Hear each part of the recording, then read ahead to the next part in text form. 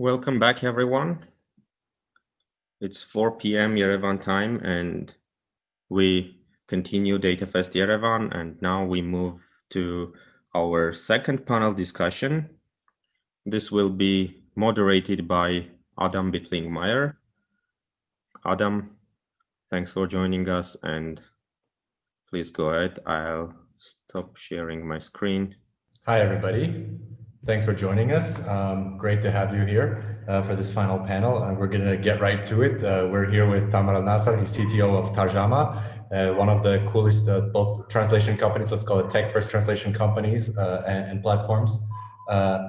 And Karen, researcher at YerevaNN, who most of you here probably know, and Ines Montani, who is, of course, founder of explosion.ai, maker of Spacey, Prodigy, and so on. Really great to have you here, Ines, and to see you again. So real quick to all of you, maybe we go in the same order. Tamer, what are you working on right now? I know, but maybe you could share a little bit about like what you guys are launching right now.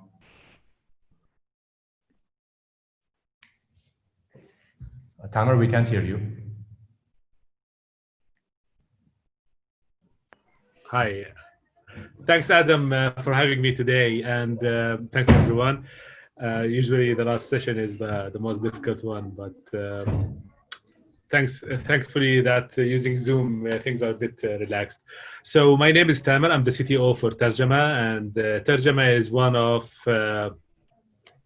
as you mentioned, one of the interesting companies working today in different areas to improve the experience of our customers. And we rely a lot on NLP technologies to make sure that we deliver all of that to our customers.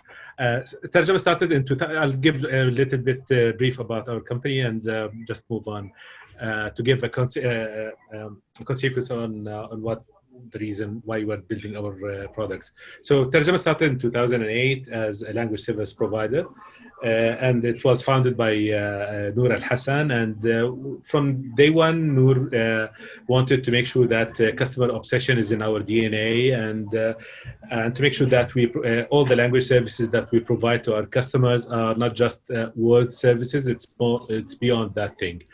And in the last few years, we shifted our gears towards to make sure that Tarjama is not just an LSP, but it's more of a technology company and to provide solutions to our customers. Especially that we're having providing services, language translation for more than 55 languages, back and forth language pairs, and we have world-class linguists in more than 20 countries, and more than 600 long-term high-end clients, and also, we managed to train and empower more than 300 women to join workforces. Today, we provide lots of services in terms of translation, transcription, and post-editing, and data visualization, as well as strategic content services. And all of that was transferred to provide AI as a core technology to improve the customer experience in all those areas. So today, we have state-of-the-art machine translation that focuses mainly on Arabic English language pairs now.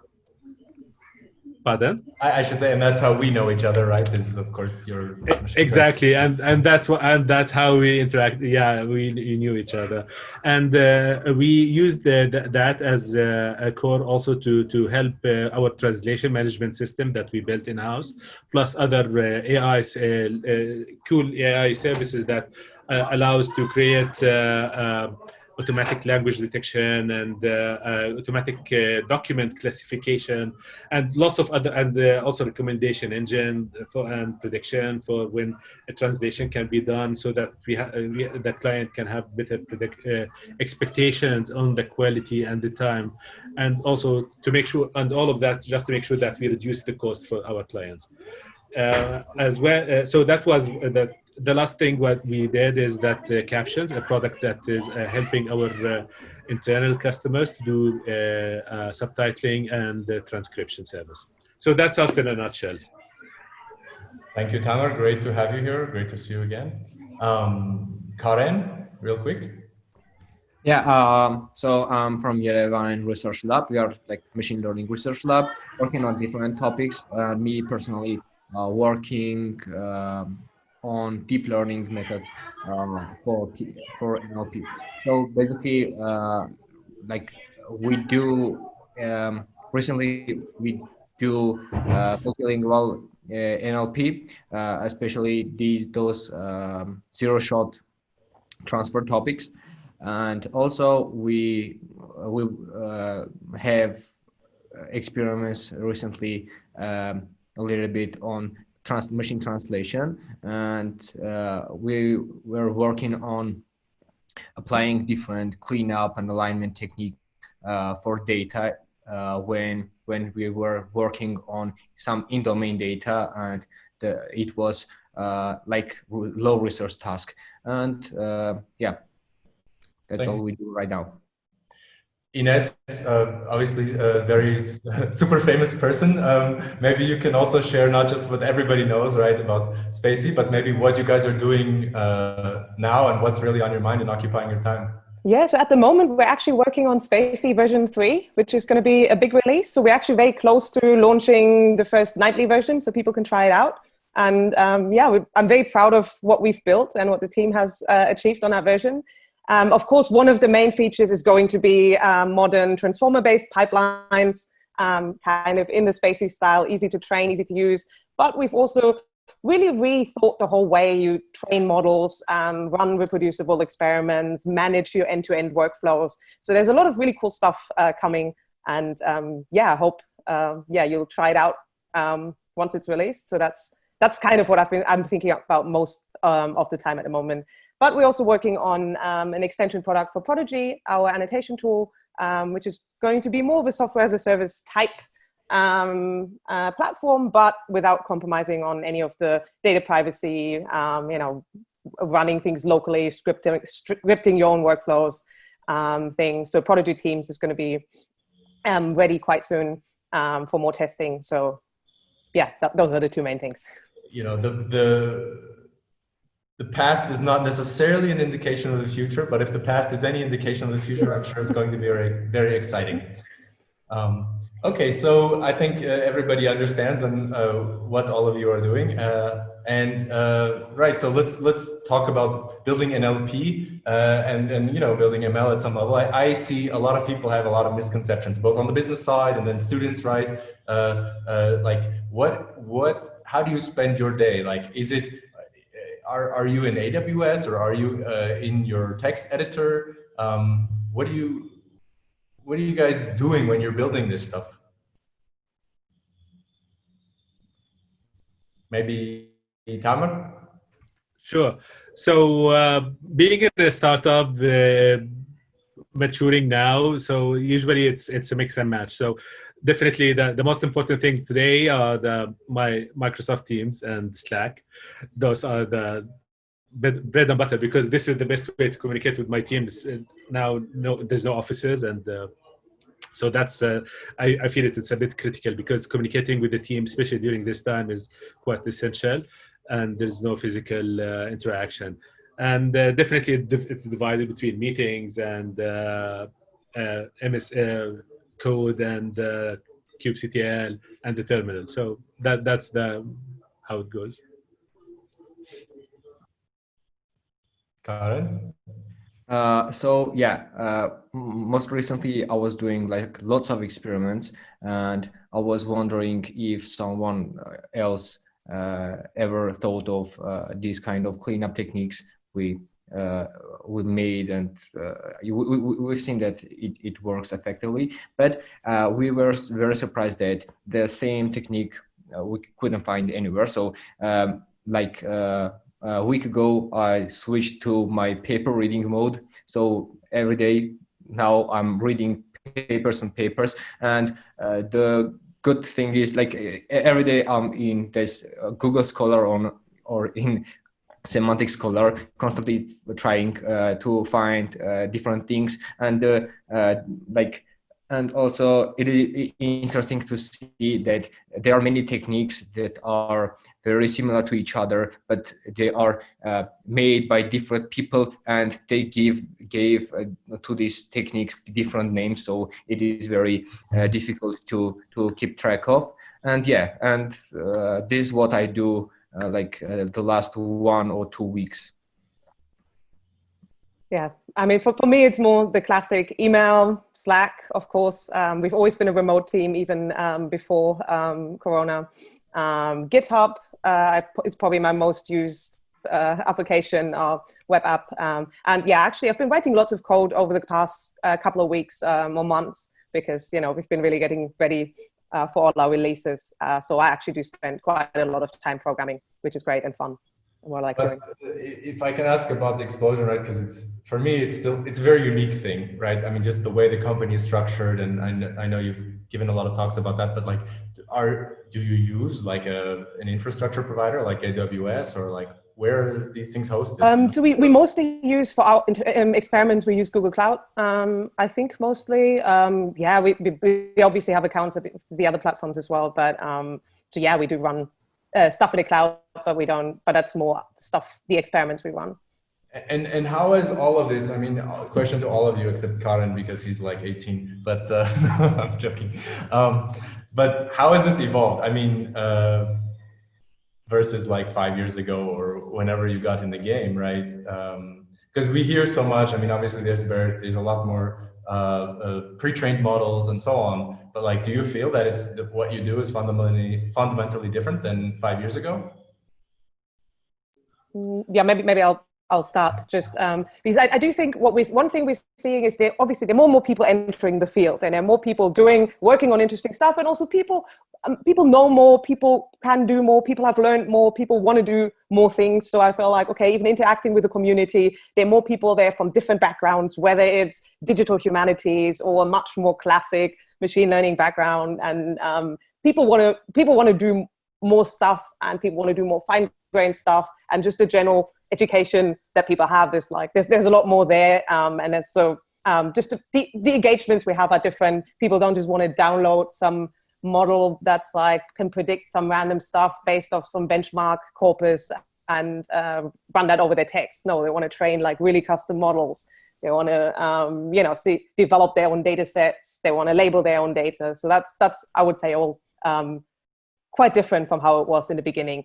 And it also makes things more fun, obviously, because there are more people to engage with and more interesting things to solve. Yeah, we start off, we get a lot more for free as a baseline. I guess, maybe.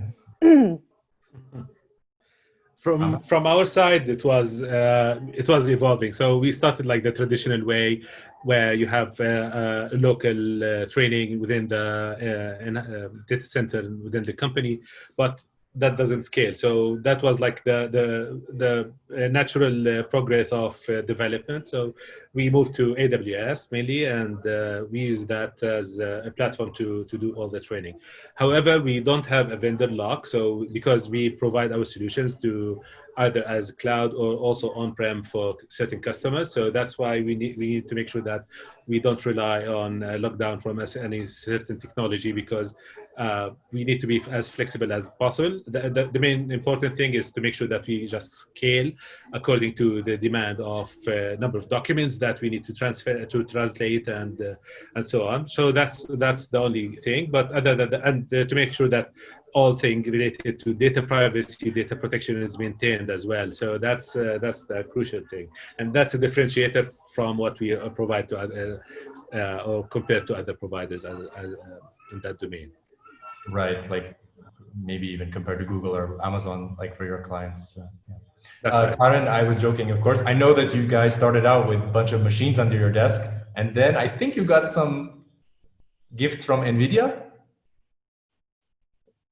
Yeah, we have right now we have 2 Titan V's and another 3 other NVIDIA GPUs. But though we sometimes actually use some other machines.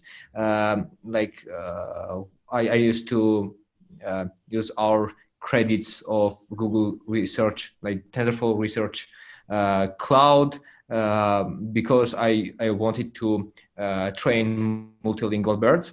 But the problem is that this can be continue. Like I can't do the same thing like every month, and we had to deal with problems that require less compute, right? So basically, what we do, we try to focus on not on tasks, but on models, on approaches which require only a little compute. What about like what was different like several years ago? I just remember what is like what it was like 4 or 3 years ago. Of every single of our NLP experiments, we found out that like using some syntactic or semantic graph representations from like pipeline systems were very beneficial for our systems. But as we had like better word representations or these contextual word representations like BERT, this disappeared, and now it looks like that all our codes are going to be like end to end. So yeah, this is what I see. I see that like 5 years ago it was definitely pipeline system, and nowadays it's definitely going like into direction to end-to-end systems. That reminds me, this is totally unscripted, right? But then this comes really back to Spacey, right? Because Spacey. Yeah, I was just gonna interject here because I'm like, it's an interesting view because we're actually, taking a slightly different approach. So we're saying, Spacey is, will still provide lots of pipeline components, and that's also a very crucial focus of the new release. Just that, of course, you can now use better representations to train better components, combine them to extract whatever information you need. Because one thing, it's like end-to-end is like very interesting. There are lots of interesting research use cases, and it can work. But often for a lot of real-life problems, we've seen what people want, the most interesting and most valuable thing you want to extract and find out is something that's very, very specific to your application. And often that consists of lots of different parts you're putting together. Some things are as easy as a regular expression or some lookup, and then something else, you really want to have a super specific model that you train to predict a relationship. And so that's also kind of where we see Spacey heading. It's, a toolkit that lets you put together different models, different components, and really build your end-to-end workflow using your own implementation, something written in PyTorch, some other component written in something completely different, and then you can really go from raw text to structured information. Okay, so like more synonymous with NLP, not with parsing in particular. Yeah, I mean, there's lots, there's a lot more than parsing in NLP, obviously. Right. I guess. Sorry. Sentence segmentation now. So just as a concrete example. Sorry, Tamer? No, I was just saying that today, because there are lots of intersecting, let's say, I tend to use pipelines more, because today you don't just need to duplicate and replicate the things that you do within your processing of data, especially if you're, in our case, when we do machine translation, for example, and you're focusing on certain domain, and you need to do certain pre-processing on the stage, on that stage. So you don't have to replicate all of that. You need to have a very flexible and reliable pipeline to enable you to do that. So that's one thing. And having it end-to-end, sometimes it makes it like isolated in terms of, especially if you're providing to some kind of integration of your services. So if it's MT, ASR, or different types of NLP services that you want to build. So you could have like the flexibility of programming that and within your code and within your pipeline. So that's I guess what's important. Yeah. Whereas you're saying when you have an end-to-end model, then you like, just to make some small change, you have to go retrain the whole thing. Exactly. Okay. And in business, this matters. Yeah, I think, or I often call it, like I often say, well, the problem there is that reality is just often not an end-to-end prediction problem. Some things are, but a lot of things are not. And in these cases, you want to mix and match things, and that's where something like a pipeline comes in. So one thing that pops out at me about both, I mean, from talking to Tamer, I mean, there's a reason, you know, they use their own machine translation. Of course, Spacey had more languages than Google, better results than Google, more languages than Stanford, certainly, even 5 years ago. And that has sort of continued. They've added a few, Spacey have added a few. Yeah, I think that's not true, though. I do think the Stanza NLP toolkit, they train on all of the universal dependencies. That's a lot more than we train on out of the box. It doesn't mean you can't train these languages and models in Spacey, but it's just we have quite a more limited set on what we train on, and we train on different corpora and so on. In any case, right? I mean, you, I think when you started, you were, you know, 2 or 3 people in Berlin, right? I mean, and then you're going head to head with like Google, who has like, I don't know, what's their research, Google researches, right? They were releasing parsing McParseface and, you know, kind of $1 billion organization, plus minus. You're in that league and competing, and I dare say that far more people. I mean, I wouldn't call it like. I mean, I feel like the framing here is a bit wrong. I mean, sorry to interrupt you as the host, because it's like it's a very strange way to frame it. Like, what's is the goal to beat Google, compete with Google? Google's one of the biggest companies in the world and an advertising company. Like, is having a business only valid if you're competing with Google? That's kind of dumb. I mean, if that's the sort of game you're in, that's what do you want to beat them at? What are you competing at? Like, I think it's a very strange. So I come at it from the other way, because a lot of people they sort of shy away from that, right? Like, oh, how could we ever get into that? And maybe the answer is that, yeah, it's not their focus, right? To be fair, there are a lot of business models you can go into where the obvious outcome is that, well, any, you know, large company can do this job much better and much more easily than you, and maybe that's not a good area to get into. It's like, I don't know, competing with Google on like offering cloud computing. Not sure if that very end-to-end direct business model is viable. Maybe it is if you add something to it, but I think it's more about a very different focus rather than competing on like the same thing. What do you think makes it, you know, given that I guess parsing McParseface or this thing from Google is still free, and they have a natural language API, what do you think makes it sustainable in your case? Well, I think one thing we've definitely seen over the past couple of years is that this idea of someone monopolizing AI is not something that's very realistic at all. You know, 5, 6, 7 years ago, people were talking about like, oh, who's going to win at AI? Who are we going to buy our AI from? And that's a pretty outdated concept. People are developing everywhere. There are more people entering the field. Companies move their development in-house. It's a lot more viable now to just do your own thing. And so people are doing that, and nobody's going to monopolize software development, just like nobody's monopolized other things. So, and yeah, there are lots of companies who say, well, look, why would you want to send all your data to Google if you can just build your own thing? Also, you know, speaking of building your own thing, that transitions nicely into the next question for all of you, right? Which is the scarcest thing in NLP is not data, not machines, not APIs, it's people. And the experienced ones are overpriced. And how do you guys look at that? I mean, how do you decide who like, I guess all of you right now, you have some dream person that hasn't showed up maybe. And what does that person look like to join your team?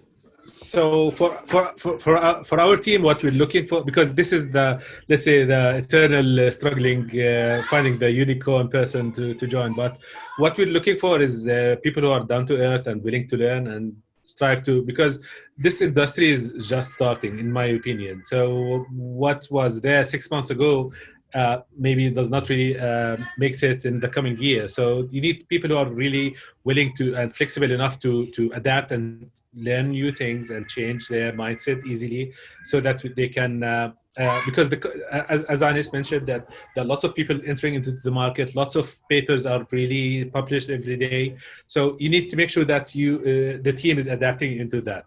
One of our rituals is like every week we have a paper discussion to make sure that we are up to see what the world is happening and towards what we are doing. But so that's and to have people. Sorry, Tamer, if I can interrupt, Yeah. I'm going to quote your CEO, what she says, right? You know, sometimes we're just, and she's like, don't, you know, I don't, no research, no academics, you know, I mean, right? So. Well, it's once a week. It's once a week. So we need to make sure that we have some a kind of R&D academia a little bit. You have builders, and the academia part you are, or like the research part you are providing and growing.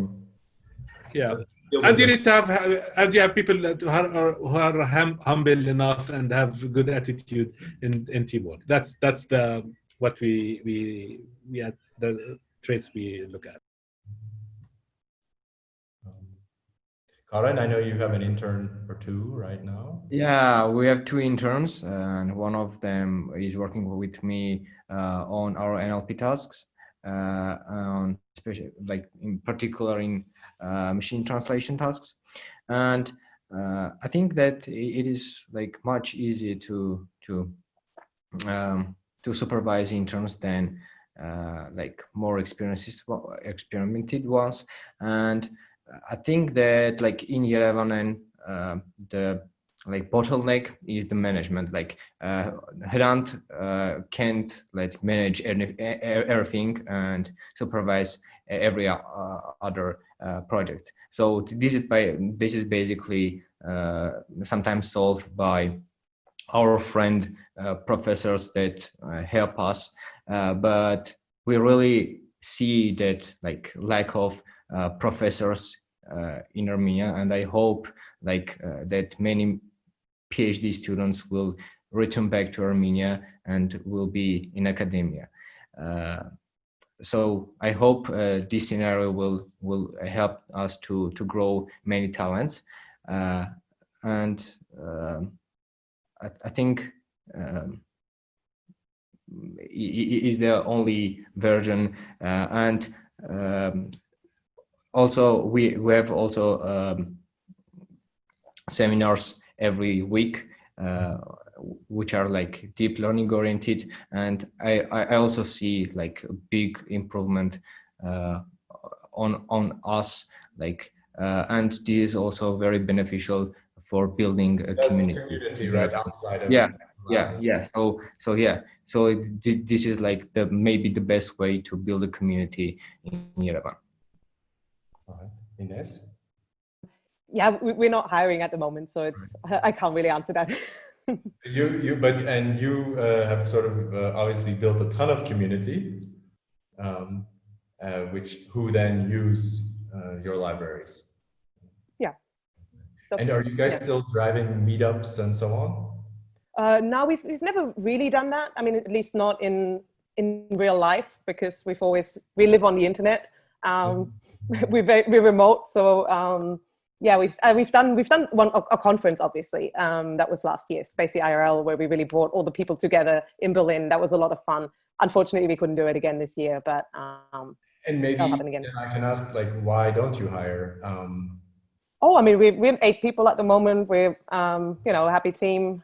We're producing good stuff. Maybe it's at some point we're ready. We want to grow a bit more, but like we're growing with the work, not in advance of the work.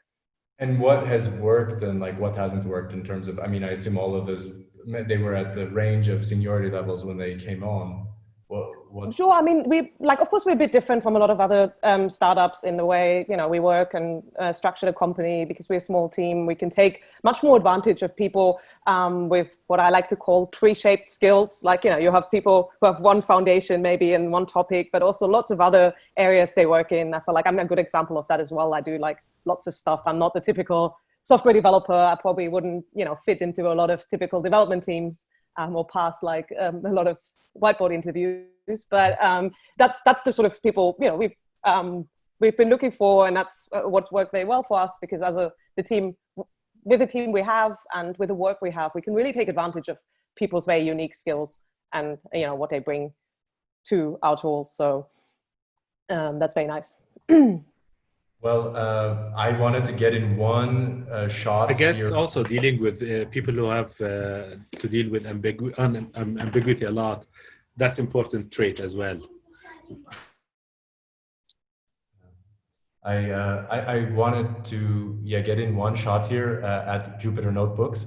basically because I feel that many young people are under the impression that like if they know Jupyter Notebooks really well, they're going to get a job on one of these teams. And I just want to hear from all of you if that's a requirement or not. Like, do you use it even? I can say that that's almost an anti-pattern in YerevaNN. We don't encourage Jupyter Notebooks, at least during the development phase. So this basically, we encourage people to write their own, but like to make it clear. And Jupyter Notebooks are like very cool tool to do an analysis and to draw custom graphs. But in order to do a reproducible research, we ask people to do a better job on coding. Ines? Yeah, I mean, I don't know. I don't want to shit on like Jupyter Notebooks because they have a place. Like, I'm not going to be like, oh, if you program in Jupyter Notebooks, you're not a real programmer. That's bullshit. But well, of course, I mean, we develop Python packages, and there's a lot of intricate stuff about Python packaging and Python, just the Python ecosystem and building stuff for multiple platforms, multiple operating systems, multiple Python versions back until quite recently, that the average developer does not think about ever. And if you never had to think about a lot of these things, you're lucky you don't have to, but like there's just so much that goes beyond. I would point out that BERT does not have a setup.py or requirements.txt in the repo. It's very, very interesting. Tamer, any thoughts from you? I'm sorry, my connection just, so I lost the question, sorry. What's not maybe, what do young people who want to join your team maybe assume they need, but that they don't actually need to be productive on your team?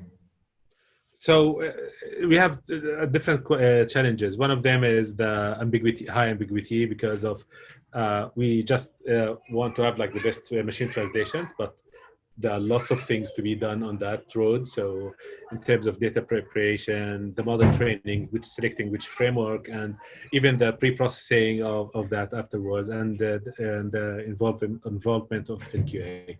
So whatever tool that makes them productive, we just use. We don't use Juniper notebooks, so Jupyter Notebook. So we rely directly on making sure that they write their code and execute that. And I think that's more productive in terms of just making sure that the Docker images that they make goes to production as soon as easy as possible. Okay, thank you very much, all of you. Watch out for the upcoming Spacey release. Check out. We're looking forward. Go ahead. Yes, please. You're also looking forward to it, and of course check out Tarjama's platforms, including recent translation management system platforms and jobs pages. YerevaNN, both open roles as well as the weekly paper reading group. Thank you very much again to all of you, and hope to see you somewhere soon. We don't know when. Cool. Thank you very much. Thank you very much for joining, and thanks, Adam, for moderating this panel. Thank you, guys.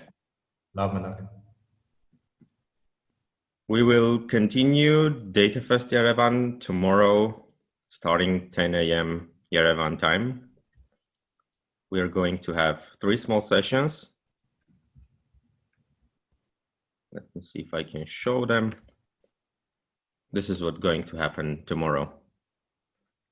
Thank you very much for today. See you in the morning.